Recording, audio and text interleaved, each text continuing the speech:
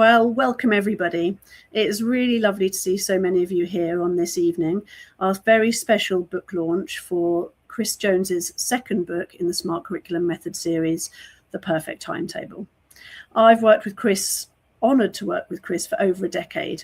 And prior to that, I had careers in education and in publishing. So it's really special tonight to see those worlds coming together as we celebrate The Perfect Timetable. Now, of course, I'll be joined by Chris Jones, lifelong educator, CEO and founder of Smart Curriculum, a company that supports schools and trusts up and down the country and increasingly internationally with all things curriculum and beyond. Author of the Smart Curriculum Method series of books, including The Efficient School and The Perfect Timetable, of course, with more to come, I believe. As well as a weekly newsletter on LinkedIn and various other channels, which goes out to over 5,000 people. As well as all of that, he manages to squeeze in being host of the Friday Focus podcast, which has loads of brilliant education guests. So it's lovely to be here with you tonight, Chris. Now, alongside Chris, thank you. Alongside Chris, I'm delighted to welcome Matt Bird. Matt is the founder. Hi, Matt. Matt is the founder and publisher of Publish You. That's the team who helped Chris take this book from the seed of an idea into a living, breathing reality over the past months. So it's brilliant to have you here, Matt. Thank you. It's wonderful to be here, Nikki. Thank you. Joining us from his honeymoon in Sicily, no less. Now, later on, Matt is going to take us through a conversation with Chris so that we can hear about some of the key insights, the impacts of the perfect timetable, the process of writing the book, and key takeaways. But there'll be also the opportunity for you to input. Whatever channel you're joining us on, whether that's LinkedIn or YouTube, please do use the comments box. We love to hear your thoughts and any questions you've got, and we'll come back to those later in the session. So for now, over to you, Matt, and thanks very much.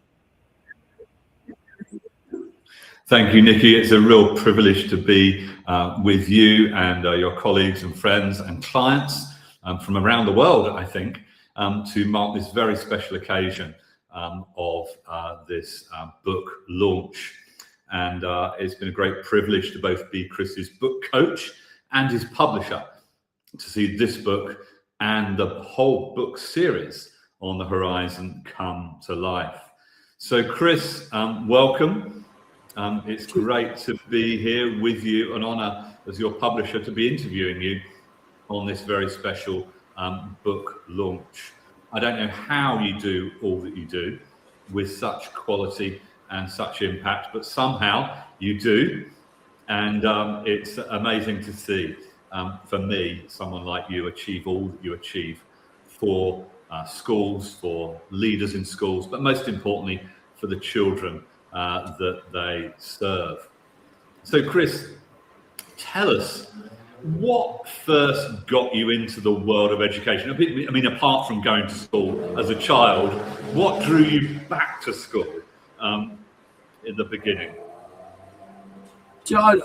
Matt, thank you. And what you've said, it matters. Can I say the reason we're able to do what we do at Quality is because of the team that I've brought around me, and so Nikki and the rest that are Smart Curriculum. I regularly thank them for what they do, but I just acknowledge them all here. Just thank you for being here as part of Smart Curriculum. And there've been many that have come through the door. So that just firstly, that's that. What drew me into it? My dad was a teacher, but that's not necessarily the reason that I came into teaching. I had other ideas of what I might do. So my degree was in design technology, production design, and so I was a design theorist, but it was with education. So I learned through sort of the process.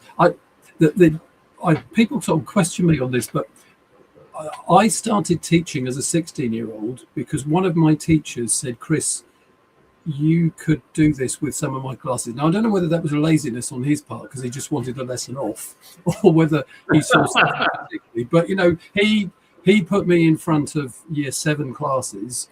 And I've actually, somewhere in my office here, I've got some of those bits that I made with young people. And I guess I got bitten by the bug and I was a design technology teacher, so I was working practically with young people, and I learned to use tools and show them how to do it and think about what they could create. And I guess that's where I began. And then I went to university and I trained in production design and design technology. But then, in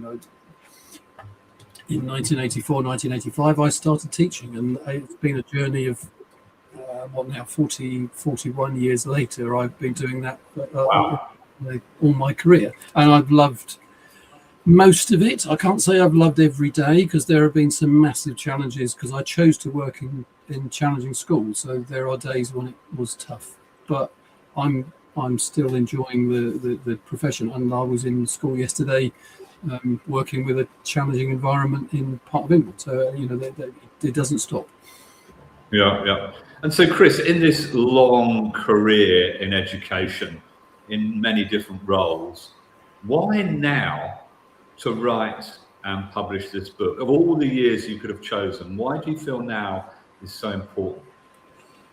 Well, Nikki will tell you that I originally took Nikki on as part of the company to actually help me write the book, and that was over 10 years ago.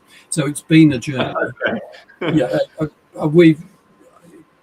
I guess why now?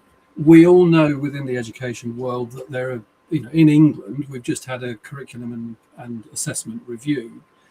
But the one thing that I find over the last 16 years of doing it independently and working, around the world and around England and the regions, is I find, in fact, I was talking to someone this morning who said, we are not training leaders in how we put schools together. So I think where we start thinking about, the challenge of SEND, that's a pertinent issue for many families.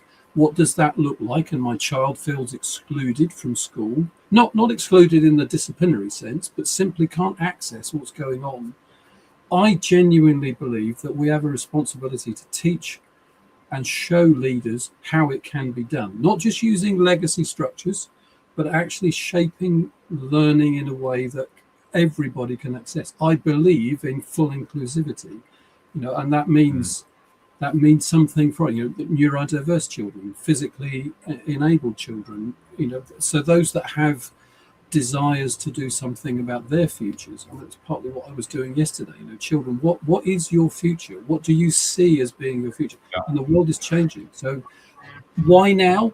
Because we have more than ever the responsibility to teach and learn and structure schools in ways that every child can be included. It's not good enough to say we haven't got enough money, so it can't be done. That's not an excuse for me. That's why it's relevant now. Yeah, and I know it's part of what you do going into schools. Is you go into schools and help them look at their finances and find the money to do the things that are most important.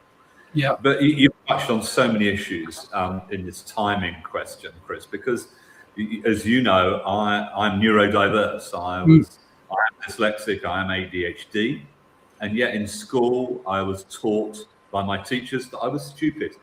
And this is not uncommon.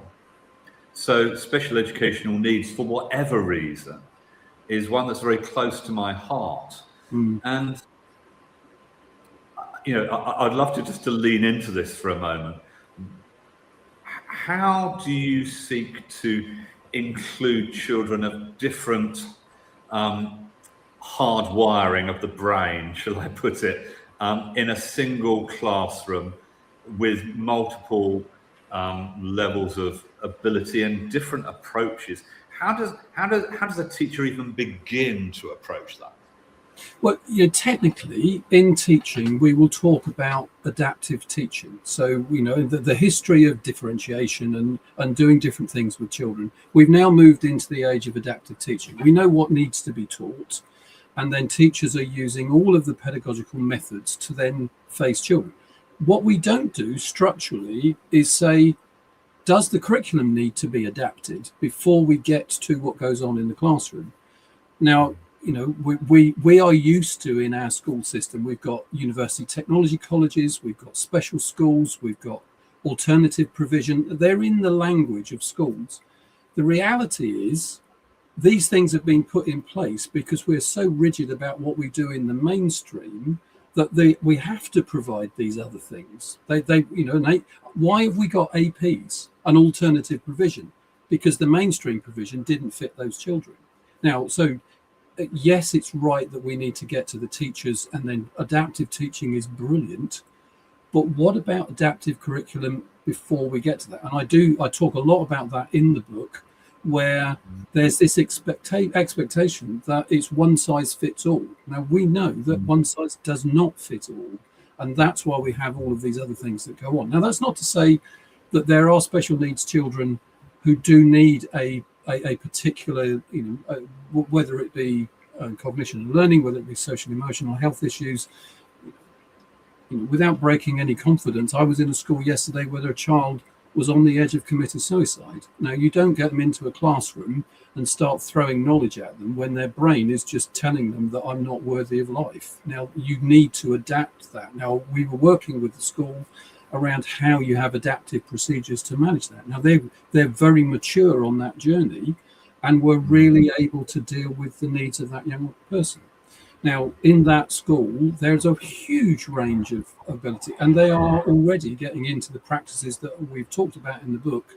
We were helping them as we were there to tweak that so that it really did meet needs. Now, if you're getting technically into it, there's lots in the new white paper and SEND review that talked about provision that's fit for purpose.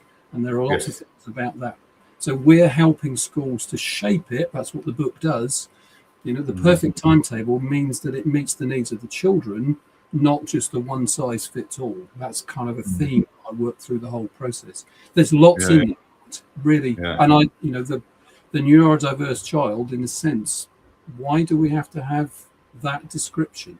Because every child is different. Why is it there? That's the very powerful, very powerful. Now, so obviously we're here to celebrate the book, The Perfect Timetable, and we've begun to get into it, but maybe just take a step back for the moment. What is at the heart of the book? If we were in an elevator, it's not quite the elevator pitch, and we got 5 floors, we're going up together, and I asked you, what's your book about? At the heart of it, what is the big message? I guess I've touched on it here. There's you live and you structure and you build school with vision, purpose, and passion. That's you asked me why I got into teaching. Most teachers are in the profession for that desire to do something and change the futures of people and pass that on. What's in the book is that it all starts with vision and purpose. So what is it you want to do? Why are you doing what you want to do? Stop ticking boxes, stop going for compliance, start thinking about community, the people, the parents, the children. And that's really the big message. Legacy practice is not acceptable anymore. We can't just, we've done it this way. We're doing it this way because we've always done it that way. The world is changing. I'm not going to sort of get into the AI part of it. That's one element. There's a lot of other things around employment, journeys for children, to what employment's going to look like in the future. So the world is changing. So start with vision and purpose. Don't let a timetable tell you it can't be done just because it can't be put in a bit of software. Think about the journey, about vision and purpose to start with, and then the journey goes. You kind of build for that purpose. That's really the essence of it. Yeah, amazing.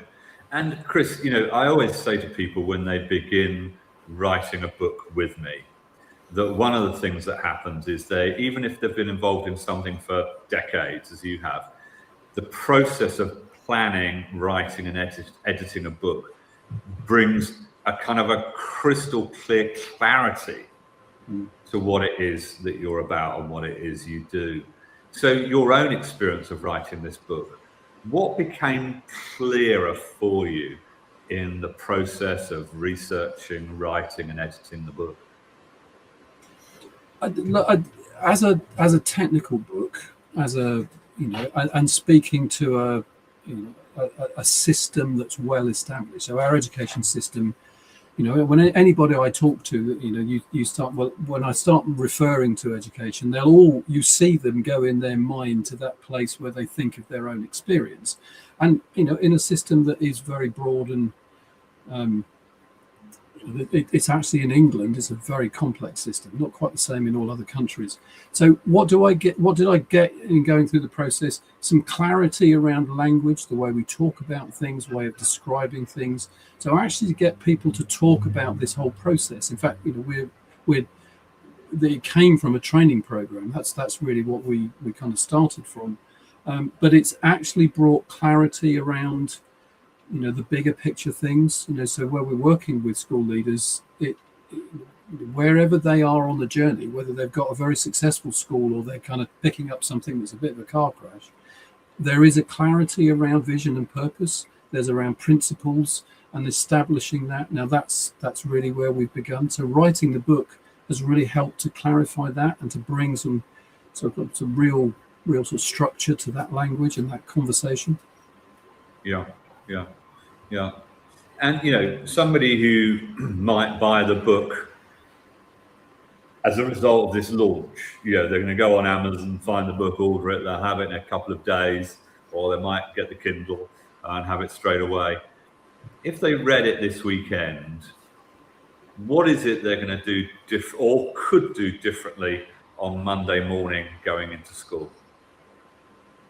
Well, given the fact that most secondary schools are probably now at the end of their timetabling cycle for this year, ready for September, and you know, wherever you are in the world, whether it's August, September, or even for January in Australia, and we've had people say they've bought the book in New South Wales and Hong Kong and Dubai and around the world.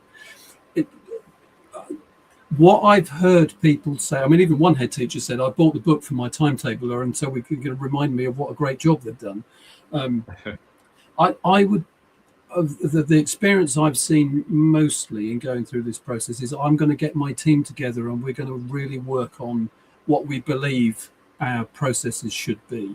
And so reevaluating why they're doing certain things.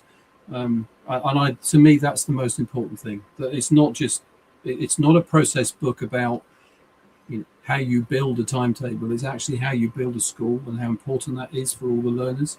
So what I would like them to be doing is kind of reevaluating themselves. Why are we doing this? What are we doing? Could we do it better?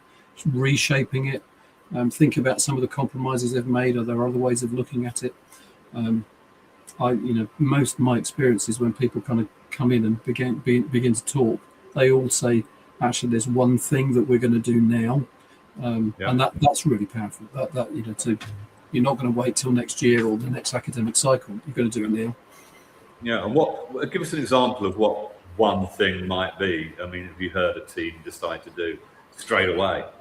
Well, a conversation I was having yesterday, they've already decided their kind of class structures, and we were talking with them about SEND and how that, you know, so the exclusivity of that provision.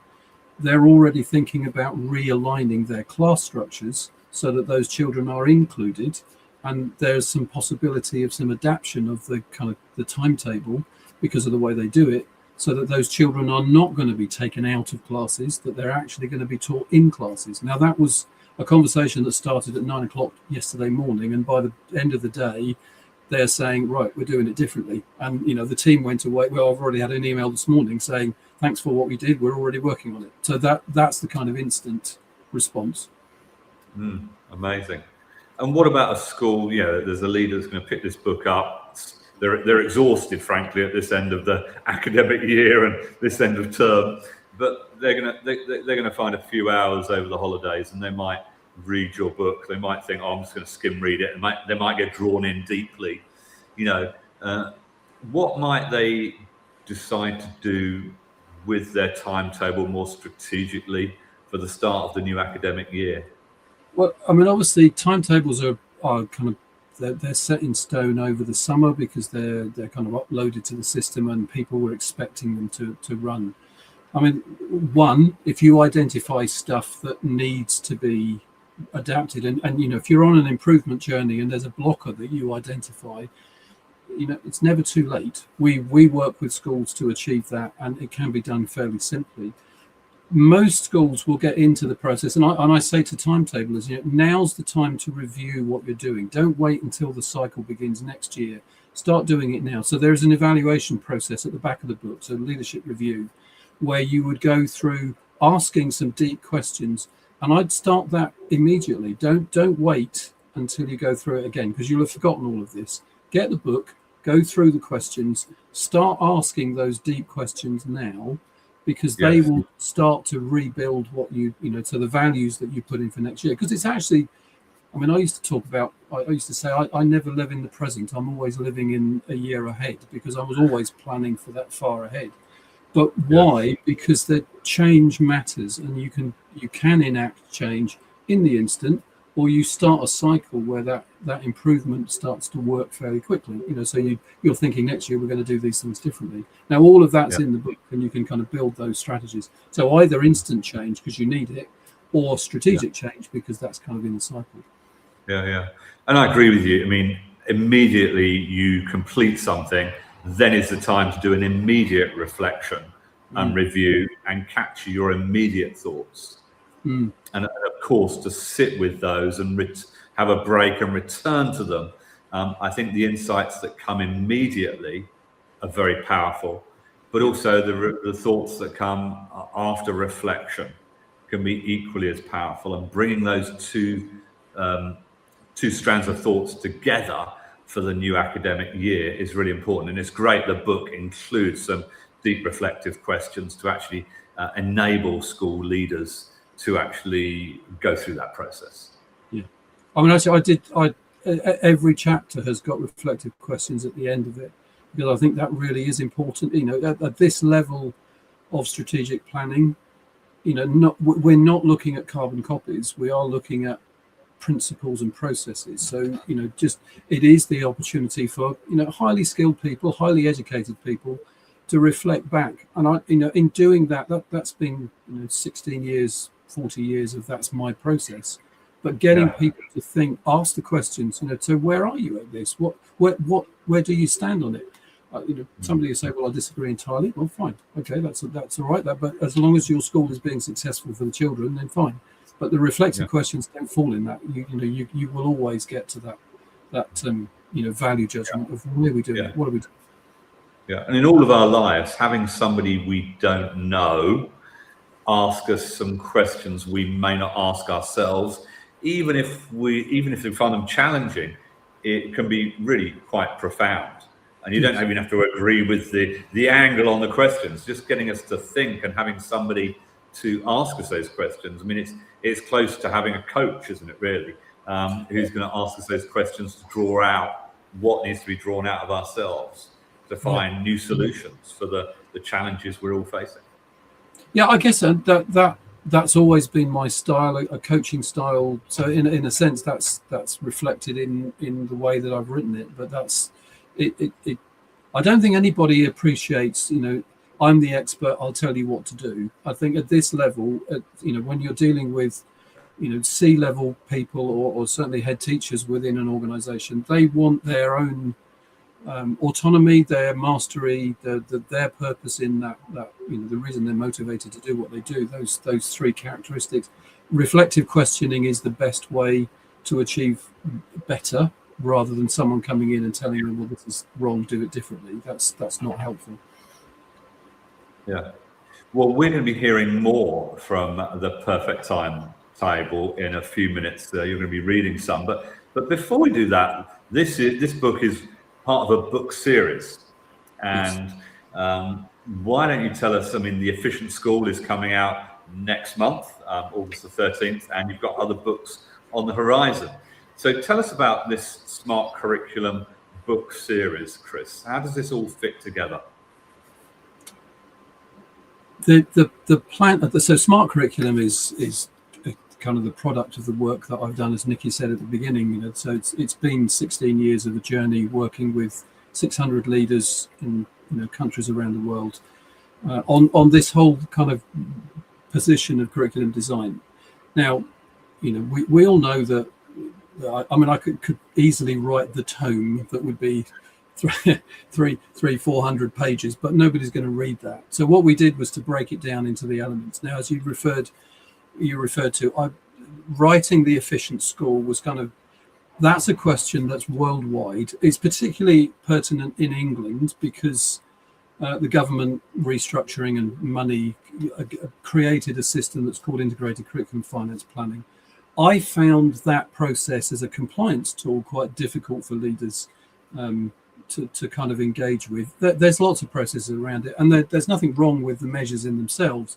It's just that if we don't have understanding of what we're trying to do, vision, purpose, planning, that becomes quite difficult. So I've written the book, The Efficient School, to help look at what is it that we're trying to do, how do we stay within budget, how do we encourage innovation, how does that fit within, because the kind of closed mindset around you're not giving us enough money, whether that's parent paying for a child in an independent school or the government funding something in the state sector, it's not enough to keep saying we haven't got enough money, give us some more, because there isn't any more in the public purse particularly, and we can't keep just putting the rates up for in the independent sector. And we know the challenge to that with VAT or fees in other countries. So an efficient school starts with what's the baseline expectation and where are we enhancing that? Where, when we find money, where can we invest that for best result? So the efficient school is built on that premise. Now, then I think there are other questions around curriculum design. In England, and actually across the world, the national curriculums that have been described are very centric around knowledge and a subject domain. But if you talk to anyone that's been in education for any length of time, we know in employment terms, they want what they refer to as softer skills. They're not soft skills, teamwork, resilience, communication, all of these things. Now, you could say that they are taught in schools, but unfortunately, because we've got very knowledge centric, they are not highly established as, what we say, measure what you value what you measure. What do we value? And what employers will tell you are all of those other skills, financial understanding, teamwork, problem solving, critical thinking. Now, all of those are, real world skills. So I'm preparing, it's being written now, a book called The Impactful Curriculum. It's not intended to be an off-the-shelf, do this and it will answer all those problems. It's about re-evaluating the knowledge-centric curriculum and saying, well, what could you do? And I did this in an enterprise academy, and I do this with schools across across the world, actually, but particularly working with schools at the moment, where we are encouraging and building those characteristics and those other elements. And then the fourth book is the leader's perspective. So you've got all this stuff. How do what behaviors, what skills, what expectations are there to make that happen? You can have systems, because actually systemic delivery is important. So how do I get conformity and alignment across my team so that people are all talking off the same hymn sheet? They're saying the same thing. So kind of some practical examples. And the next two books are going to be peppered with practitioner elements where people are writing what they're doing. And some of those for the impactful curriculum are being written now. So it's around the essence of character, creativity, and enterprise. Not enterprise as in business, but enterprise in we can do. That's the kind of the Latin base. So practitioner input, case studies, and samples of work. Some brilliant stuff that's going on around the world. Really brilliant stuff, and characterize it. So that's the series. They're the bits that are coming. The two that we've got, kind of in form now: The Perfect Timetable, The Efficient School. They can be in your pocket soon. Yeah. So what you're creating is a very comprehensive suite of resources.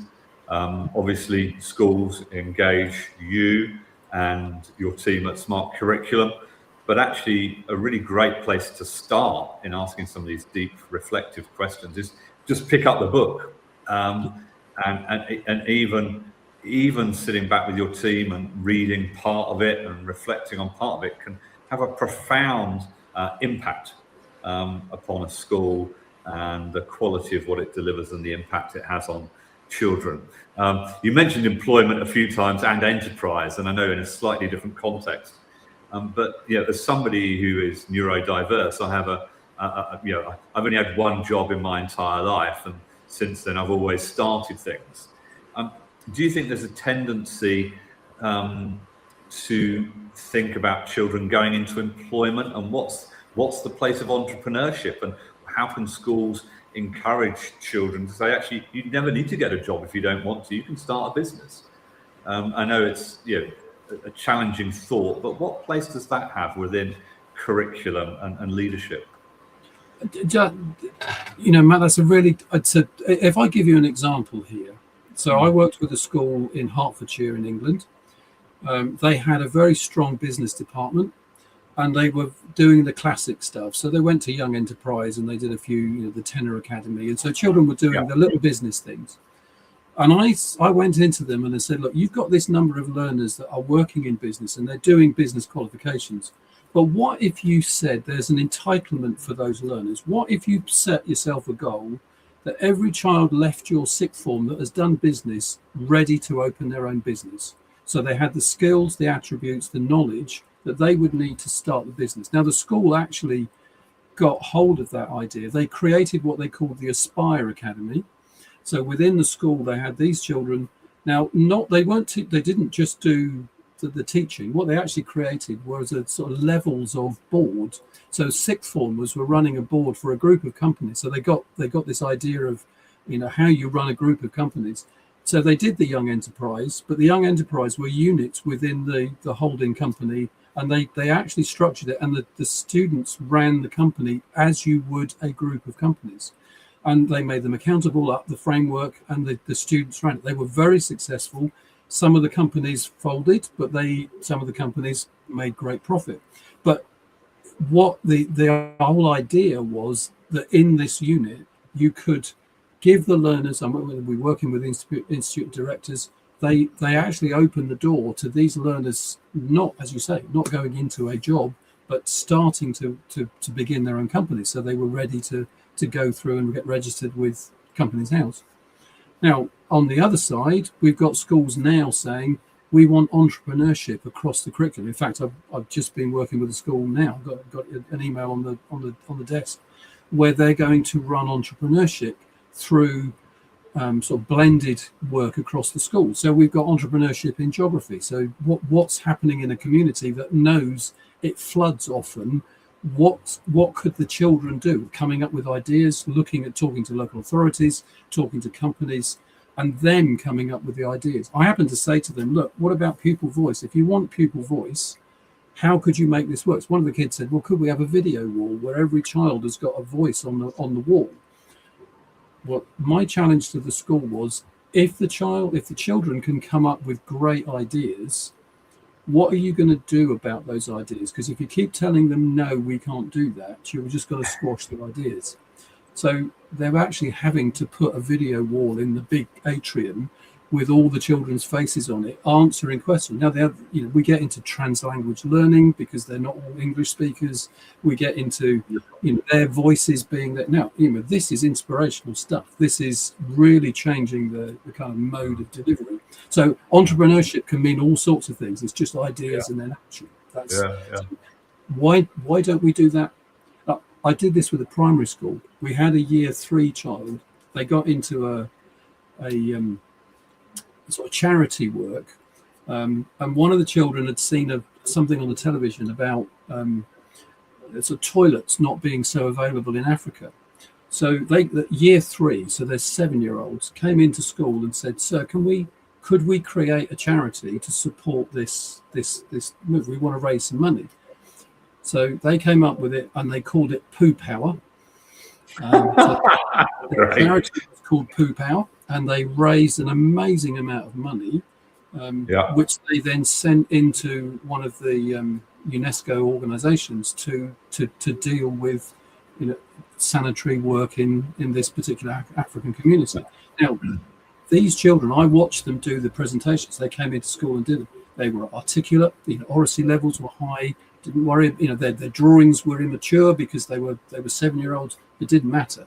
What they did was they raised a massive amount of money, which they sent, and that to me is the reality of entrepreneurship. That's what we should be getting children into. So Yeah. challenge links, here we come. Yeah. And I think, with an age of AI, artificial intelligence, actually lots of the jobs that we have relied on being there won't be there anymore, or won't be there in the same way anymore. So whether you're helping drive innovation within business or helping start businesses, I think personally this is going to become increasingly important for school curriculums. So Chris, it's wonderful to hear these incredible stories, and I personally find it so encouraging to hear what's happening with schools around the world, and the way that you at Smart Curriculum are resourcing schools and their leadership to give children phenomenal educational experiences. I'd like to come full circle now back to the book that we're particularly celebrating at this event, The Perfect Timetable, and invite you to read us a section from the book, if you would. We're just going to sit back and enjoy it. So over to you and The Perfect Timetable. Thank you, Matt. Okay, now this, if anyone knows me, this is the one thing that it is the greatest privilege to do. So I'm going to read from the first chapter, and it starts with an example, and through the book there are a number of these examples. So, School B in the West Midlands in England. I was asked to review a timetable structure for an 11 to 19 academy facing significant challenges. Facing significant challenges in creating one that worked for the entire school. In reviewing the delivery structure, I visited the school to meet with the new head teacher with two burning questions. The first question was about the design of the populations within each year group. I asked, why does the style of the timetable resemble a grammar school? We'll discuss the detail of that later in the book. The leaders asked what I meant. I showed them how there are characteristics of population design allowing learners to be mobile, to find equity of provision, and the provision of the right curriculum at the point of access, all while ensuring an efficient school. So it was the curriculum that they could afford with all the staff that they had. The leadership team's response was surprising. The academy had been transferred from the local authority control to a comprehensive school some 12 years before that. It had been converted from a grammar school to a comprehensive school around the turn of the millennium. Since the early 2010s and over the following 12 years, two trusts had managed the school and had not attempted to change the school's delivery structure at all. Therefore, it remained unchanged through the transition from grammar to comprehensive to academy status. Nobody in all that time had taken the time to understand the delivery structures or attempt to change them. The final report concluded that it was no surprise that the school was failing its learners. With considerable work and curriculum redesign, it is now on a significant upward journey, and the outcomes improving and no longer in the lowest judgment areas of external scrutiny. The second question was, why was it science had taken such a priority in the curriculum for the academy? The examination results didn't accurately reflect this specific intent, particularly with respect to the time allocated or the priority given to the population structures. It restricted pupil mobility between groups for learners. The leadership team responded that that wasn't deliberate. Still, they acknowledged that it was something that they were aware of and were very concerned that science, particularly, was taking an inordinate amount of time, given the other priorities. Upon further investigation, it was revealed that the lead timetabler was a scientist who was controlling the school for their own purposes. Regardless of the senior team's vision for change, the leaders didn't attempt to challenge or hold the timetabler to account for their work or their reasoning. it became clear that it was more about protecting the roles of teacher colleagues than anything focused on learning. Now, I've observed over time and again, that decisions made in isolation often reveal hidden costs, financial and staff well-being and incapacity, as well as to learner impact when viewed system-wide. A head of faculty may declare that they want every Year 9 learner to take 2 modern foreign languages. Another may insist that double lessons of science so that they can do practical sessions must be undertaken. But decisions make sense in isolation, but may demand additional staffing, flexible groupings, or compromises that undermine the very aims that they intend to serve. What begins as a must-have can easily become a nice-to-have when considered in the broader context of the school. It's this awareness that differentiates reactive scheduling from strategic design. Therefore, leadership teams must begin by reflecting on and being honest about their actions. They must not only look at what is essential, but they also must look at what's compromised and who is accountable for the choices that are made. These conversations should not be cursory. They must be deliberate, sustained, and inclusive, involving leaders, senior leaders, middle leaders, and those who understand the practicalities of classroom delivery. The aim is to create a shared understanding that guides every subsequent decision. So we begin with questions and with a significant encouragement for honesty.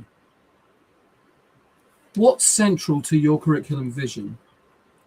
What are your non-negotiables? What compromises might you be willing to consider? Who is involved in the decision making? How much autonomy are you willing to give the decision makers? What mechanisms will you use to manage variance across the structure of the school? At the heart of this approach lies one principle: the curriculum must come first. Timetabling is not the starting point. The curriculum design is. Leaders must be clear about the education they are committed to delivering, the experiences they wish to offer learners, and the outcomes they inspire for every student. These questions shape every structural choice: the rhythm of the school day, the distribution of subjects across the week, the deployment of staff, the grouping of learners, and the allocation of support resources. If a timetable doesn't serve them, it will undermine them. Now there. Beautiful. Really amazing, Chris. I mean, what you've read speaks for itself. Such a powerful story, such powerful questions. And I wonder just in a moment if we can all just absorb this story and these questions and think, what is the one takeaway for us from this case study that we can take away into school conversations, even tomorrow? What is that for you? And in many senses, I want that question to be the last word on my conversation with Chris. Not what Chris got to say, but what Chris has written in this book and what that stirs in you, that bigger question for the benefit of your school, your team, most important, that you serve.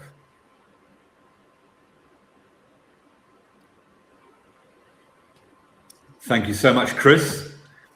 It's been great to have this conversation with you.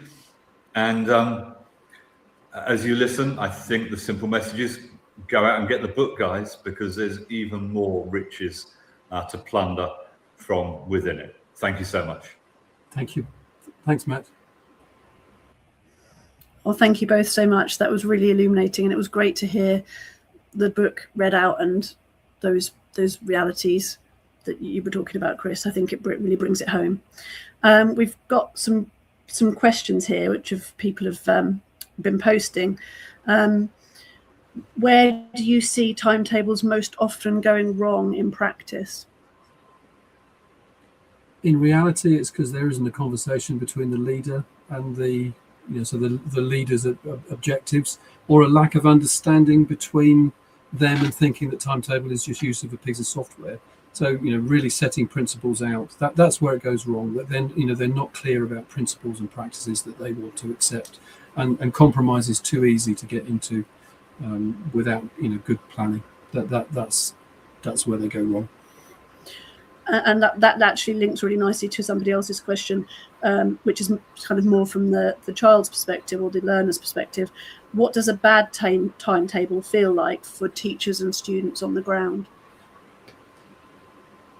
Do you know, I'm going to answer that with a head teacher that had made a comment the other day about, so there was an attendance meeting that had gone on, and the reviewer and the head teacher were basically saying, why aren't these children coming to school? And the head teacher got hold of the child's timetable, so fighting over, why this child wasn't in school. The head teacher looked at the timetable, and knowing that the timetabler was telling him, we can't do this and we can't do that and you mustn't do that and this isn't going to change, he looked at the timetable sheet and said, if that was my day tomorrow, I wouldn't want to be here either. And that's the kind of sense of, what are we doing to children? What is that experience? And we talk a lot about the lived experience of children and what they're going through. Now, that doesn't mean that you can meet everything. That's why compromise is important. And so where does it all sit in the big journey? But we have to get that lived experience view of what does it feel like to be a child. Matt's talked about that. As a neurodivergent learner and that kind of process. There are lots of things happening in schools now that are meeting those needs. Where I was yesterday, you don't have classrooms with lots of stuff all over the walls that are untidy and gathering dust. They're clean and quiet and not loud in their face. So there are lots of things that we could do. That's not timetabling, but that's creating environment. Timetabling is a reductive way of describing it. This is curriculum delivery in its broadest sense. Yeah, and it's just a personal one from me, because my dad used to do the timetabling for the school that I went to, the secondary school that I went to, and I don't know for sure. I have to ask him, but I wonder if he was one of those people who was good at tech, good at software, and he thought of it like a jigsaw puzzle, and he was probably congratulating himself on making everything fit. And we've probably got lots of timetablers listening who have been doing their absolute best to solve this jigsaw. And I think what my biggest takeaway is, it's like an opportunity to stand back and think it's the why. It's not about making all of the pieces in the puzzle fit perfectly at the expense of that child who might be dragging themselves here, there and everywhere with a completely unsuitable selection of lessons all banged together in one day. I think, as you say, it's the why, and thinking about that lived experience of the child is a really powerful takeaway for me. There's lots of other comments, but they're mostly just lovely comments saying how much they're enjoying it, and not with a specific question. So I'll let you take those in your own time. So just a final couple of questions, really, if we can bring Matt back, more about the process of writing the book. So Matt, we've got lots of intelligent people listening, I'm sure, and they may be sitting there thinking, I've got the kernel of an idea that I've always wanted to put down on paper, and seeing this happen, it makes it a reality. If someone feels like they've got a book in them, what's the next step? What can they do? Reach out to me. I would love to have a conversation with you. Visit our website, publishyou.com, or WhatsApp me on 07 444 111 222. That's 07 444 111 222. And I'd like to simply say to you, if I can write a book, well, I've written more than 30 now, then you can certainly write a book. If I can overcome my perceived, and I use that word intentionally, perceived challenges to write a book and multiple book series, then so can you. And I'd like to encourage you, as somebody once encouraged me, you've got a book in you. And if you get somebody to work with you who knows what they're doing, you can write it and publish it and market it to the world. And your story, your message can make a difference out there, just as Chris's books are making a difference in education. So can yours. Brilliant. For anybody not speedy at writing, this is going to be on YouTube and LinkedIn forever, so you can get that number by rewatching it back. That's brilliant, Matt, and I'm sure we'll have some budding authors amongst us. Can I put something in there, Nikki? Because I know, yeah. I mean, I wrote in my thanks of the first and the second book. The second book, particularly, so The Efficient School, when it comes out, I thanked my English teacher at school. But she's not alive now, I don't believe. But, you know, it was 45 years ago. So, you know, she's right to... but when I was at school, I wasn't labelled as neurodiverse anyway, and I've not done an assessment since. But English was not my first thing. And actually reading out loud was not something I did well.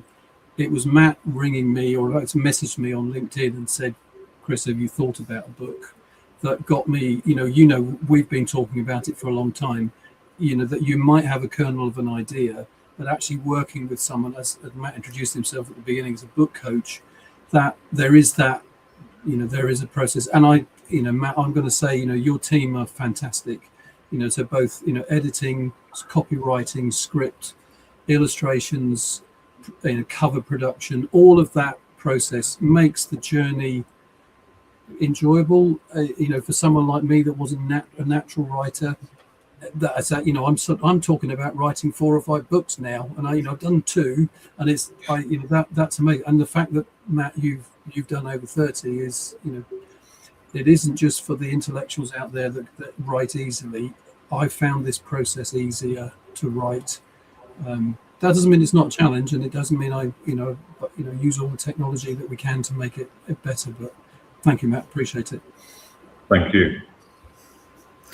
And Chris, if people have been listening and they're inspired to work on their own curriculum design, what's the best thing? How do they get in touch? How do they take that conversation forward with you or the team? I'm going to put the ticker on the screen. So if you're watching, you can get that. So you can ring us at our office. That's 01268 201 322. That's an English number, so the plus 44. The easiest way is just email us or go to the website. And what I should actually have put on the screen right now is, if you haven't seen it already, just be above Matt's head there. There's a QR code that will take you directly to, that's the one there, that will take you to the Smart Curriculum website. On the contacts page, there's a form to fill in that gives us an idea of what you're thinking. But just drop us a line. So either through info@smartcurriculum.net or go to the website. And obviously the book stuff is there on the publications page, and you can buy a copy of the books there. Brilliant. And well, that leads me to my final question, which is the most important thing we're all waiting. How do we get our hands on a copy of this book? There are lots of ways of doing that, Matt. So Publish You can link to it through Publish You and find Smart Curriculum there, or find me, Chris Jones, as the author. If you want to be really simple, smartcurriculum.net, it will take you to, in fact, it'll take you to those pages. They're available on Amazon. I will say, actually, Matt, one of the things that you haven't said is, in this process, a lot of authors, when they go into the publication rights, you think about buying this mass of books that are going to be printed, and if they don't sell, they sit in a lobby somewhere. All of these books are printed on demand, so there's ecologically, environmentally, that's a high value for me. It's one of the reasons that I got into this process. So it's not masses of books that are going to sit in a warehouse somewhere. They are print on demand, and that to me was quite important. And Matt, I don't know if you want to say something on that. That's of a high value for me. Yeah. I mean, we publish 2 books a week now, worldwide, in paperback, Kindle, and audiobook. But those physical copies of the book are printed locally. So if somebody orders your book in Australia, it's printed and shipped in Australia, because these environmental matters are really important to us, and they're really important to our global community of authors. And that to me is a high value element. So that's we everything we've done as a company. We are a remote company. We work from our own homes. We travel to places as efficiently as we can. If we don't have to travel, we don't. That's why you see us a lot online. and I guess obviously Matt, with a lot of the programs are done on Zoom and online because it's effective and it means you can reach a global community, and that really is that's where we've been able to get to. So really important for us and high value. Really appreciate that. Nikki. Brilliant. So we've got Publish You website, our website, smartcurriculum.net, and it's available on Amazon if you want to just search for it. So lots of ways to get your hands. And finally, just want to say thank you both so much for sharing with us this evening. I've actually, despite the fact that I've worked with you day in, day out, Chris, and know all about the book, it's been so lovely to just sit back and soak it up and actually kind of step back in my thinking a bit. I've really enjoyed that. Matt, thank you very much for joining us from Sicily. Have a wonderful rest of your evening. And thank you all very much for joining us. I know Chris will read up on all of your comments after the event and reply where he can. Well, he will reply to all of you because that's what he does. Yeah. So many thanks, and have a wonderful rest of your evening, everybody. Thank you very much, Matt. Thank you. Really appreciate your involvement. Thank you.